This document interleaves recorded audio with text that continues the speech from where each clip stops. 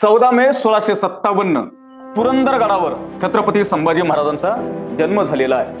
2 वर्षाचे असतानाच संभाजी महाराज 2 वर्षाचेच असताना त्यांची आई सईबाईचा मृत्यू झालेला आहे. सईबाईच्या मृत्यूनंतर छत्रपती संभाजी महाराजांचं पालन पोषण मासाहेब जिजाऊ यांनी केलेलं आहे.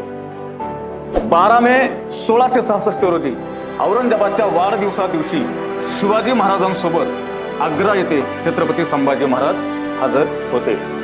आग्रा लुटला, आग्र्याची लूट आणि आग्र्यातून सुरतेची लूट आहे.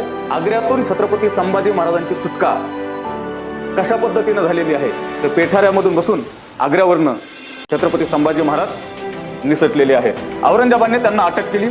22 जुलै 1666 रोजी छत्रपती संभाजी महाराज काय केलेले आहेत, आग्र्याच्या कैदेतून सुटलेले आहेत. संभाजीचा जीवबाई सिर्के म्हणजेच येसुबाई यांच्याशी काय झालेला आहे, विवाह झालेला आहे.